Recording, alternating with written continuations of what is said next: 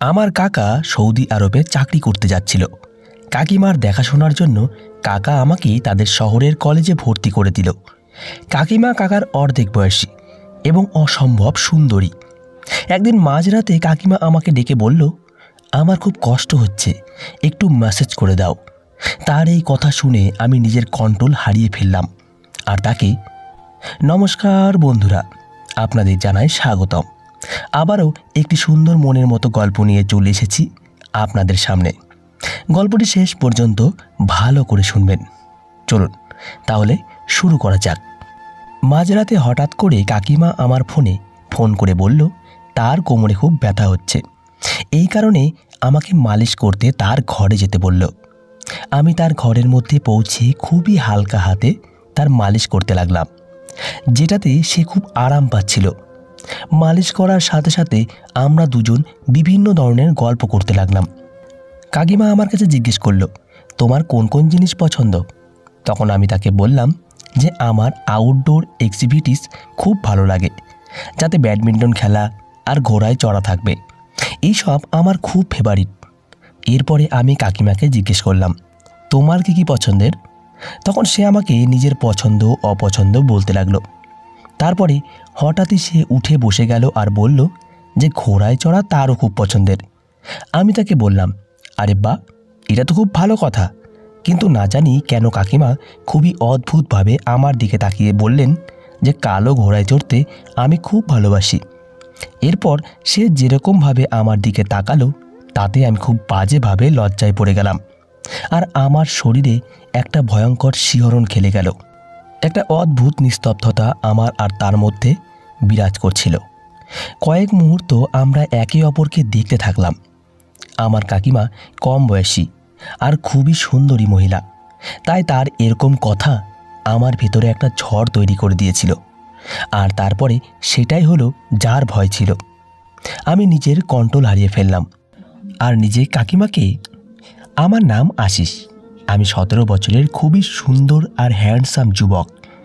আমি আমার বাবা মায়ের একমাত্র ছেলে। স্কুলে পড়াশোনা যখন কমপ্লিট হলো তখন বাবা আমার জন্য একটা ভালো কলেজ খুঁজতে লাগলো।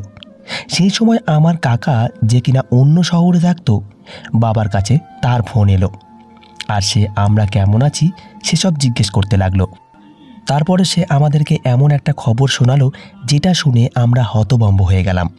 কেননা সে বলল যে সে দ্বিতীয় বিয়ে করে নিয়েছে। আসলে আজ থেকে 4 বছর আগে আমার কাকার বিয়ে হয়েছিল, কিন্তু বিয়ের কয়েক মাস পরেই কাকা আর কাকিমার মধ্যে খুব ঝগড়া হতে শুরু করে। বাড়ির লোকেরা দুজনকেই অনেক বোঝানোর চেষ্টা করেছিল, কিন্তু কাকিমা কাকার সাথে থাকতেই চাইতো না। আর তারপরে সে কাকাকে ডিভোর্স দিয়ে চলে গেল। তাদের ডিভোর্সের কারণ আজ অবধি আমি বুঝতে পারিনি, কেননা সেই সময় একে আমি ছোট ছিলাম, আর দ্বিতীয় কথা, কাকা কাকিমা দুজনেই একে অপরের উপরে অনেক অভিযোগ লাগিয়েছিল। কিন্তু তাদের মধ্যে কে ভুল আর কে ঠিক ছিল সেটা কেউই বুঝতে পারেনি, কেননা তারা দুজন অন্য শহরে থাকতো। এই কারণে যখন কাকা এবং কাকিমা নিজেদের সিদ্ধান্ত শুনিয়ে দিল যে তারা একসাথে থাকতে চায় না, তখন বাধ্য হয়ে বাড়ির লোকেদেরও তাদের এই সিদ্ধান্ত মেনে নিতে হয় আর তারা দুজন আলাদা হয়ে যায়। আমার কাকা যদিও সৌদি আরবে চাকরি করত, কিন্তু সে মাঝে মাঝে বাড়িতে আসতে যেতে থাকতো। কথা বলতে বলতে যখন কাকা এটা জানতে পারল যে বাবা আমার জন্য একটা ভালো কলেজ খুঁজছে, তখন তিনি বললেন, এই শহরে একের থেকে এক ভালো কলেজ আছে, তাই তুমি আশিসকে এখানে পাঠিয়ে দাও। আর এমনিতেও আমি আশিসকে এখানে ডাকতেই চাইছিলাম, কেননা সবে আমার নতুন নতুন বিয়ে হয়েছে আর আমি আমার বউকে এই শহরে একলা রেখে যেতে পারছি না। যদি আশিস এখানের কলেজে অ্যাডমিশন নেয় আর এখানেই থাকে, তাহলে এর থেকে ভালো আর কি হতে পারে। এভাবে আশিসও একটা ভালো কলেজ পড়তে পারবে আর মালাও ভালোভাবে থাকতে পারবে, আর আমি নিশ্চিন্ত হয়ে সৌদি ফিরে যেতে পারবো। বাবারও কাকার কথা ঠিক মনে হলো। এই কারণে তিনি এই সিদ্ধান্ত নিলেন যে আমি কাকার ওখানে গিয়ে পড়াশোনা করব। গত সপ্তাহেই আমি কাকার বাড়িতে পৌঁছালে কাকা খুব খুশি হলেন। তিনি আমাকে বলতে লাগলেন যে তোর এখানে আসতে আমার আর কোনো চিন্তা থাকলো না, চল তোকে তোর কাকিমার সাথে দেখা করাচ্ছি, সেও তোকে দেখে খুব খুশি হবে। কেননা জবে থেকে আমি তাকে তোর ব্যাপারে বলেছি তখন থেকেই তোর আসার অপেক্ষা করছে। না হলে তো বেচারি টেনশনের কারণে খুব অস্বস্তিতে ছিল, যে ও একলা কিভাবে থাকবে। কিন্তু যখন থেকে আমি ওকে তোর ব্যাপারে বলেছি আর বলেছি যে তুই হাসি খুশি টাইপের ছেলে, তখন ও খুব খুশি হয়ে যায়। কেননা ও একদম তোর মতন হাসি মজা করতে আর কথা বলতে পছন্দ করে। আমি কাকার বাড়িতে পৌঁছালে কাকিমা যখন দরজা খুলল, তখন তাকে দেখে আমি হতবাক হয়ে গেলাম। কেননা আমার কাকিমা তো কাকার অর্ধেক বয়সী। তাকে দেখে আমার 18-19 বছরের মনে হচ্ছিল। আর এত সুন্দরী এতটা ছিল যে তাকে কোনো পরীর থেকে কম মনে হচ্ছিল না। তার চেহারার উজ্জ্বলতা এমন ছিল যে তার কাছে পরীরাও ফেল হয়ে যেত। তার উপরে লম্বা ঘন চুল, যেটা সেই সময় খোলা ছিল আর হাওয়াতে হালকা হালকা উঠছিল। আমি তো তাকে দেখে চোখের পলক ফেলতেই ভুলে গেছিলাম। আমার তো এখনও বিশ্বাসই হচ্ছিল না যে এটা আমার নতুন কাকিমা। আমি নিজের চিন্তাতেই গুম ছিলাম। তখনই কাকা আমাকে ধাক্কা দিয়ে স্বপ্ন থেকে বাইরে বের করলো আর বলল, কী হয়েছে আশিস, তোর কাকিমার সাথে কথা বলবি না? আমি তাড়াতাড়ি তাকে নমস্কার করলাম আর ঘরের মধ্যে চলে এলাম। এরপরে কাকিমা আমার জন্য নাস্তার ব্যবস্থা করতে লাগলো। কিন্তু আমি বারবার আর চোখে তাকে দেখে যাচ্ছিলাম। কেননা এই জিনিসটা আমি হজম করতে পারছিলাম না যে আমার 40 বছর বয়সী কাকা একটা 18-19 বছরের মেয়েকে বিয়ে করে নিয়েছে। কাকিমা কিভাবে নিজের থেকে ডবল বয়সী একটা লোককে বিয়ে করলো, আর তাও যার আগেও একবার বিয়ে হয়েছিল। আমি মনে মনে ভাবতে লাগলাম, হতেও পারে কাকিমার বয়সও বেশি, কিন্তু তিনি নিজেকে এতটা যত্নে রেখেছেন যে তাকে দেখে 18-19 বছর বয়সী বলে মনে হচ্ছে। কিন্তু যাই হোক না কেন, আমার কাকা খুব ভাগ্যবান যে দ্বিতীয় বউরূপে এত সুন্দরী মেয়ে পেয়েছে। কাকা নাস্তা করার পরে প্যাকিং করতে লাগলো। এরপরে সে আমাকে বলল যে কালকে সকালের ফ্লাইটেই সে সৌদি আরবের জন্য বেরিয়ে পড়বে। এরপরে সে আমাকে একটা লিস্ট ধরিয়ে বলল, এতে এই শহরের সবচেয়ে ভালো ভালো কলেজের নাম লেখা আছে, তুই এর মধ্যে থেকে কোনো একটা চুজ করে অ্যাডমিশন হয়ে যাবি। তার এই কথা শুনে আমি খুশি হয়ে গেলাম। এরপরে আবার কাকা আমাকে বলতে লাগলো যে দেখ আশিস, আমি এখানে শুধু তোর ভরসায় তোর কাকিমাকে ছেড়ে যাচ্ছি। আর একটা কথা, তোর কাকিমা সবে কয়েকদিন আগে সিঁড়ি থেকে পড়ে কোমরে চোট পেয়েছে। আমি ডাক্তার দেখিয়েছি, কিন্তু ডাক্তার এটাই বলেছে যে এখন কিছু মাস অবধি তোর কাকিমার শরীরে বারবার ব্যথা উঠতে থাকবে। এই কারণে তোকে তোর কাকিমার খুব খেয়াল রাখতে হবে, আর দরকার হলে তুই তাকে ডাক্তারের কাছে নিয়ে যাস। এছাড়াও তোর কাকিমা তোকে যে কাজ বলবে সেটা তুই করে দিস, কেননা এখানে তুই ছাড়া ওর কেউ নেই। তোর কাকিমার বাবার বাড়ি অন্য শহরে, এই কারণে তোকেই তোর কাকিমার খেয়াল রাখতে হবে। কাকার কথা শুনে আমি তাকে বললাম, কাকা আমি কাকিমার খুব খেয়াল রাখবো, তুমি নিশ্চিন্ত থাকো। আমি কাকিমাকে কোনো জিনিসেরই কোনো অভাব অনুভব হতে দেব না। সেদিন রাতে কাকিমা আমাদের জন্য খাসির মাংস রান্না করলো। আমরা সবাই একসাথে খাবার খেয়ে যে যার ঘরে ঘুমিয়ে গেলাম। কাকার সমস্ত প্যাকিং কমপ্লিট হয়ে গেছিল, তাই পরের দিন সকালেই কাকা সৌদি আরবে যাওয়ার জন্য বাড়ি থেকে বেরিয়ে গেল। আর এই বাড়িতে আমি আর কাকিমা একদমই একা থেকে গেলাম। এখনও আমি আর মিতা কাকিমা একে অপরের জন্য নতুন, এই কারণে আমাদের মধ্যে কথাবার্তা কিছুটা কম হতো।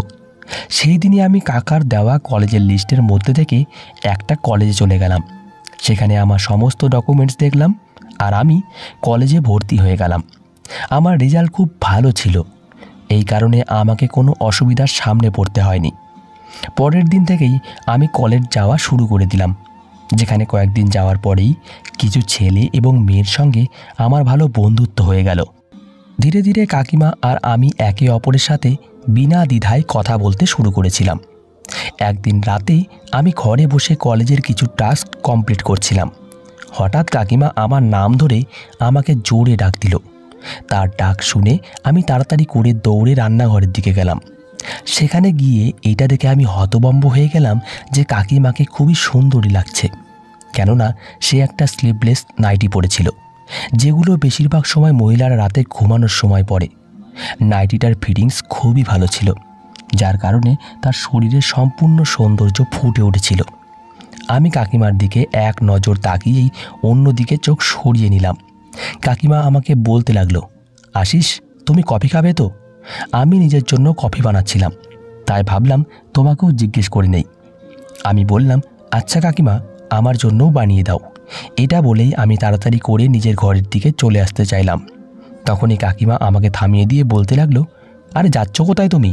5 মিনিটের মধ্যেই কফি হয়ে যাবে। তারপর আমরা দুজন ছাদে গিয়ে একসাথে বসে কফি খাবো। ছাদে খুব সুন্দর হাওয়া বইছে। ঠান্ডা হাওয়ায় হাঁটতে হাঁটতে কফি খাওয়ার মজাই আলাদা। কাকিমার কথা শুনে আমি কিছুটা টেনশনে পড়ে গেলাম, কেননা এই সময় আমার মনের মধ্যে একটা অদ্ভুত রকমের ফিলিংস হতে শুরু করেছিল, যার কারণে আমার এই সব কিছু ঠিক মনে হচ্ছিল না। তাই আমি তাকে বাহানা বানিয়ে বললাম, তুমি একাই ছাদে চলে যেও, কেননা এই সময় আমি কলেজের একটা ইম্পর্টেন্ট টপিকের উপরে ব্যস্ত আছি। এ কথা বলেই আমি তার কথা না শুনে তাড়াতাড়ি করে নিজের ঘরে ফিরে এলাম।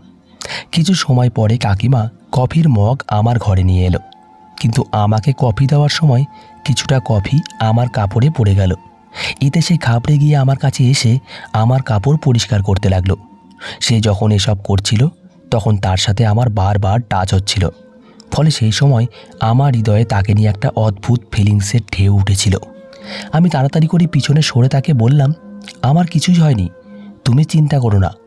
বলেই আমি তাড়াতাড়ি করে বাথরুমে ঢুকে গেলাম। বাথরুমে ঢুকে আমি নিজের মনকে বোঝালাম যে যতই সে আমার বয়সী হোক না কেন, সে আমার কাকিমা, আর কাকিমা তো মায়ের সমান হয়। তাকে নিয়ে আমার মনে কোনো রকম খারাপ খেয়াল আসা উচিত না। এর কয়েকদিন পরে রবিবার কাকিমা আমাকে শপিংয়ে নিয়ে গেলেন। সেখানে গিয়ে আমিও নিজের জন্য কিছু ড্রেস নিলাম, আর কাকিমাও নিজের জন্য কিছু ড্রেস নিল। সেই দিনই আমি জানতে পারলাম সত্যি কাকিমার বয়স 18 বছর।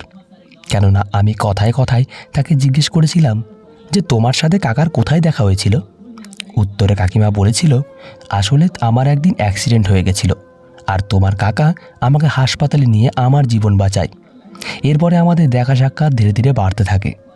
আমার বাবা মা ছোটোবেলায় মারা যান। আমি ছোটোবেলা থেকেই নিজের কাকা কাকিমার কাছে মানুষ হই। তারা আমার সাথে খুবই খারাপ ব্যবহার করত। তোমার কাকার সাথে পরিচয় হওয়ার পরে আমরা দুজন বিয়ে করার সিদ্ধান্ত নেই।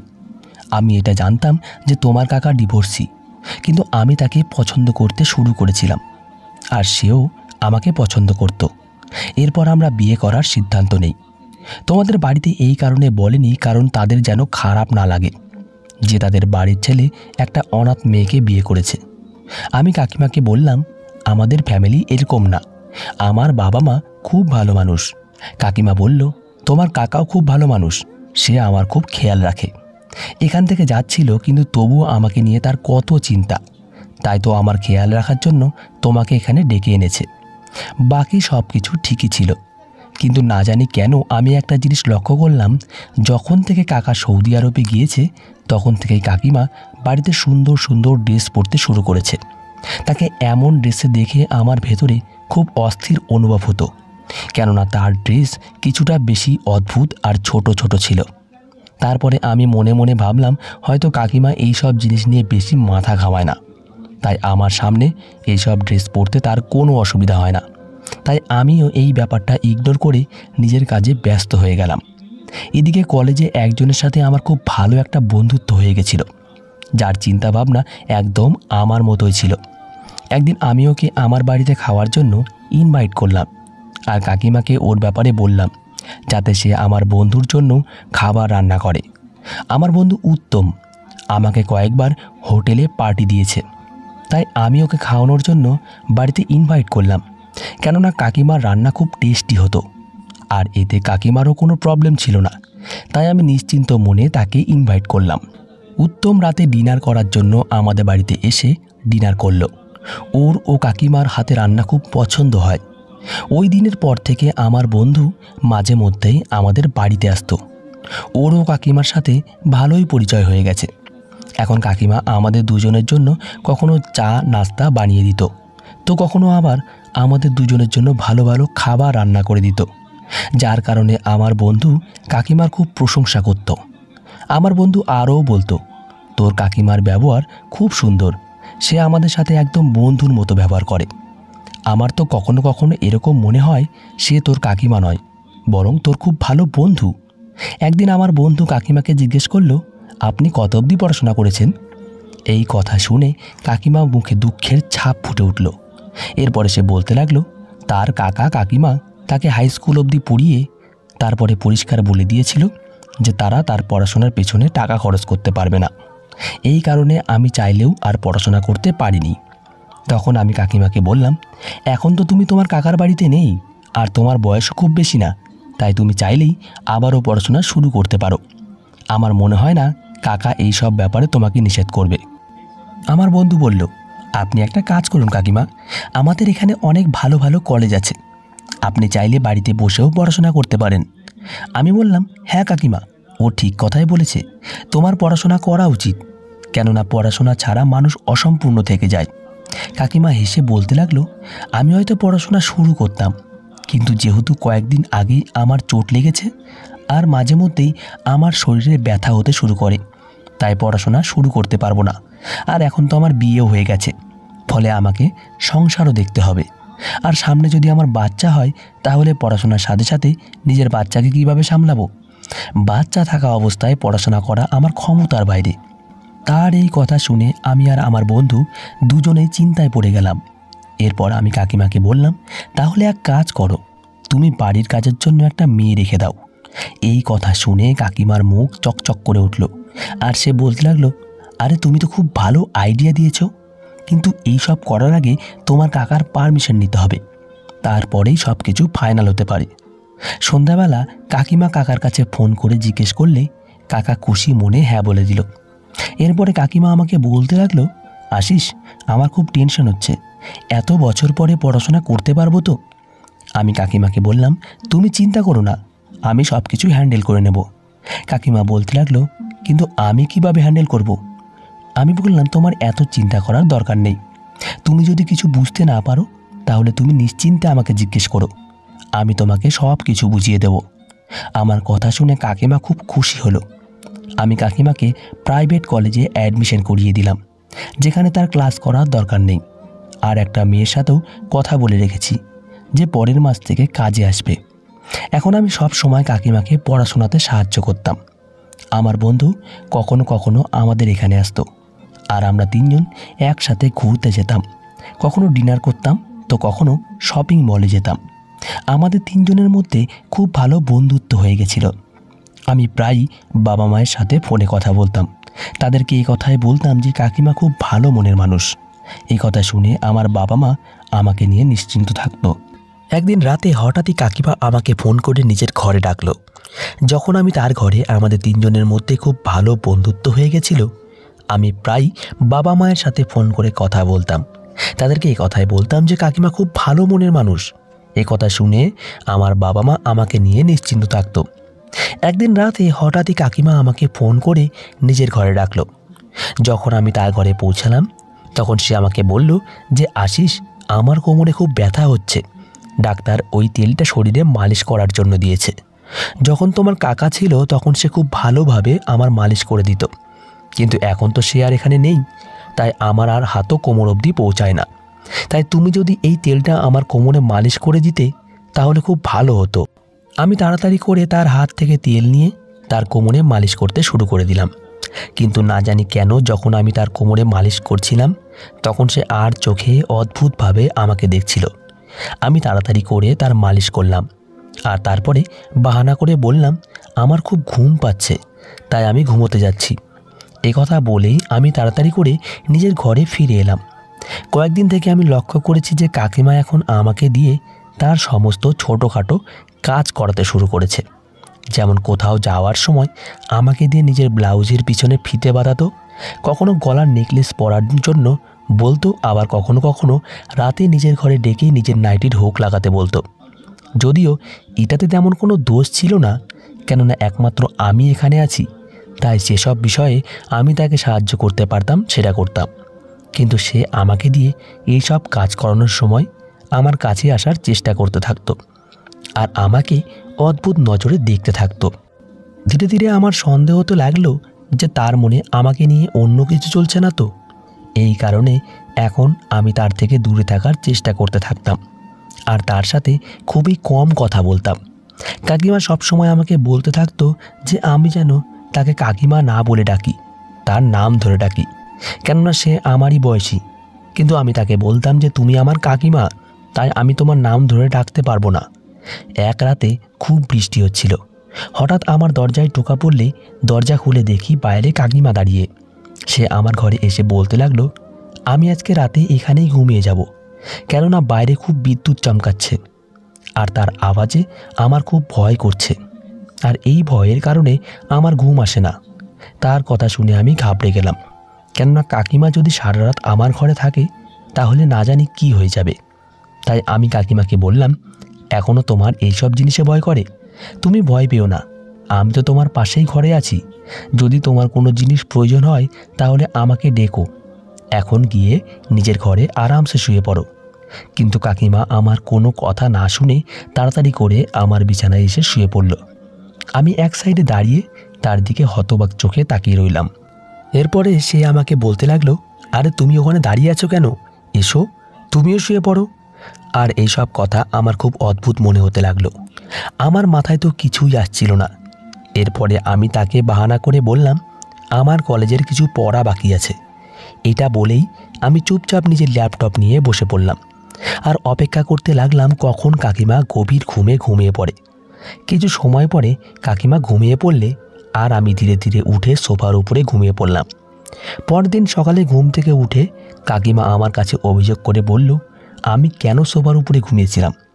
সে দুঃখ প্রকাশ করে বলল, আশিস, আমার কারণে তুমি সারা রাত ঠিকমতো ঘুমাতে পারোনি। আমি তাকে বললাম, না, এরকম কোনো ব্যাপার না।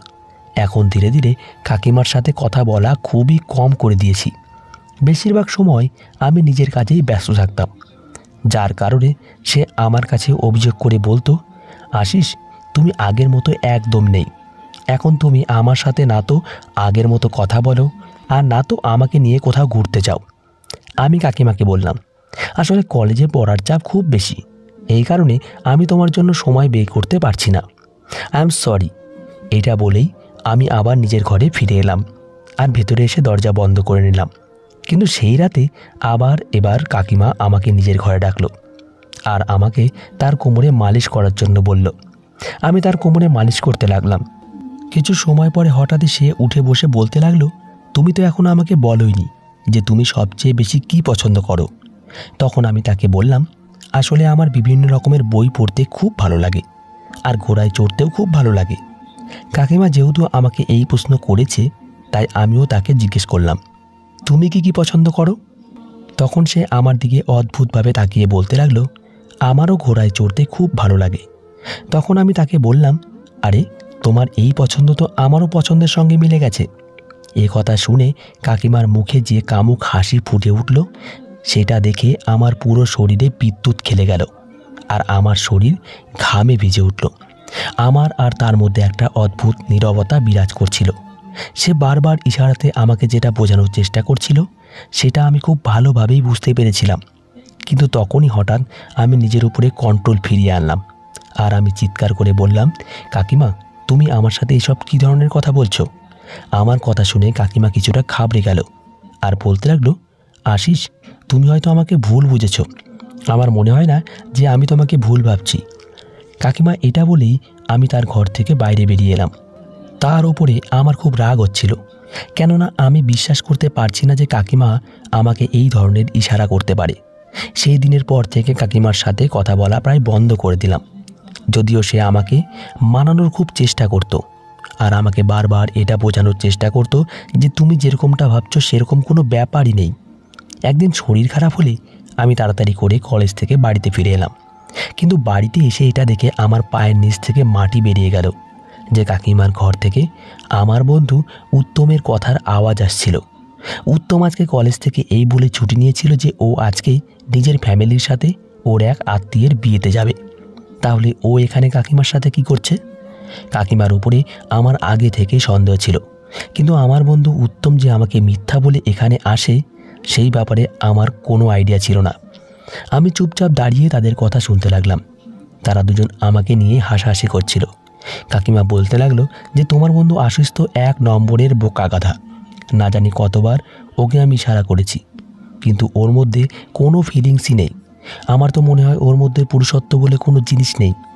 এই কারণেই ও সব সময় আমার থেকে দূরে দূরে থাকে, কিন্তু আমি তোমার মধ্যে পুরুষত্ব দেখতে পেয়েছি।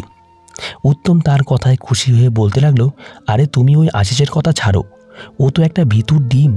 তুমি আমার সাথে খুশি কিনা সেটা বলো। এরপরে তারা দুজনে যেটা করলো সেটা দেখে আমি হতভম্ব হয়ে থেকে গেলাম। যে জিনিসের উপরে শুধু আর শুধুমাত্র আমার কাকার অধিকার ছিল, সেই অধিকার এখন উত্তম ফলাচ্ছিল। এসব দেখে আমার খুবই রাগ হচ্ছিল।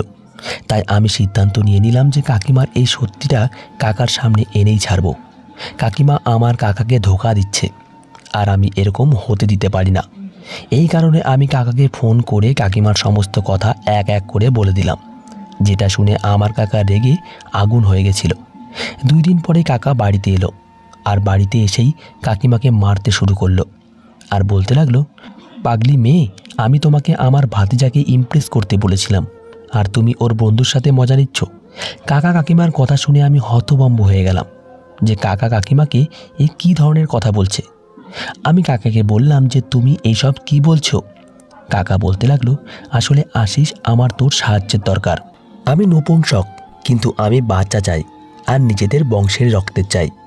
আমার আগের বউ আমাকে এই কারণে ছেড়ে চলে গেছিল, আর ও আমাকে নপুংসক বলে অনেকের সামনে বদনাম করে দিয়েছিল। তোর থেকে ভালো নিজের বংশের উত্তরাধিকার পাওয়ার মতো কেউ ছিল না। এই কারণে আমি তোকে বাহানা করে এখানে ডেকে এনেছিলাম। আমি চাইতাম তুই আমার বউয়ের সাথে সম্পর্ক বানাবি, যাতে সে তোর বাচ্চার মা হতে পারে, কিন্তু এ তো তোর বন্ধুকে পটিয়ে নিয়েছে। কাকিমা কান্না করতে করতে কাকাকে বলতে লাগলো, আমি তোমার ভাতিজাকে বোঝানোর অনেক চেষ্টা করেছি, কিন্তু ও তো আমার জালে ফাঁসলই না। আমি কি করতাম? তোমার বাচ্চা চাই, এই কারণে আমি এর বন্ধুকে নিজের লক্ষ্য বানিয়ে নেই। কাকা কাকিমার কথা শুনে আমি হতভম্ব হয়ে থেকে গেলাম। এর মানে এটাই ছিল যে তারা দুজন আমার ব্যবহার করছিল। আমার নিজের কাকা আমার সাথে এরকম করতে পারে? আমি ভাবতেই পারছিলাম না। কাকার যখন সন্দেহ হলো যে আমি এখান থেকে পালিয়ে যাব, তখন হঠাৎ কাকা আমার মাথায় লাঠি দিয়ে আঘাত করলো, আর আমি অজ্ঞান হয়ে গেলাম। যখন আমার জ্ঞান ফিরল, তখন আমি হাত পা বাঁধা অবস্থায় ঘরের মধ্যে পড়েছিলাম। আমি বাইরে তাদের দুজনের কথা বলার আওয়াজ শুনতে পাচ্ছিলাম। কাকা কাকিমাকে বলছিল, যে কোনো উপায়ে এর থেকে তোমাকে সন্তান আদায় করতে হবে। যদি এ পালিয়ে যায় তাহলে সবাইকে সব কিছু বলে দেবে, তাই আমাদের একে বাড়িতেই আটকে রাখতে হবে। কাকিমা বলতে লাগলো, তুমি চিন্তা করো না, আমি একে ঘুমের ওষুধ দিয়ে এর সাথে নিজের কাজ করে নেব, তারপর সব কিছুই ঠিক হয়ে যাবে। তাদের এসব কথা শুনে আমার হুঁশ উড়ে গেল। আমাকে যেভাবেই হোক এখান থেকে পালাতেই হবে। তাই আমি নিজের হাত পায়ের দড়ি খোলার অনেক চেষ্টা করলাম, কিন্তু কোনো মতেই খুলতে পারলাম না। এর কিছুক্ষণ পরেই জানলার কাছে একটা ছায়া মুখ দেখে সেদিকে তাকিয়ে রইলাম। জানলা দিয়ে উত্তম ঘরের মধ্যে এসে পড়ল, আর ও এসেই আমার হাত পায়ের বাঁধন খুলতে শুরু করলো। ওর উপরে আমার আগে থেকে খুব রাগ ছিল, তাই আমি ওকে বললাম, তুই এখানে কেন এসেছিস? উত্তম বলল, বাঁচানোর জন্য এসেছি। উত্তমের কথা শুনে আমার হৃদয়ে ওর প্রতি ভালোবাসা বেড়ে গেল, কেননা আমি ওই দিনের পরে ওকে ঘৃণা করতে শুরু করেছিলাম। ও তাড়াতাড়ি করে আমাকে খুলে দিল। এরপরে আমরা দুজন সেখান থেকে অনেক দূরে পালিয়ে এলাম। এরপরে সমস্ত সত্যিটা বাবা মাকে বলার জন্য আমি তাদেরকে ফোন করলাম, আর তাদের সব কিছু বলে দিলাম। তারা আমাকে তাড়াতাড়ি বাড়িতে ফিরে যেতে বলল। আমি আমার বন্ধুকে ধন্যবাদ দিলাম।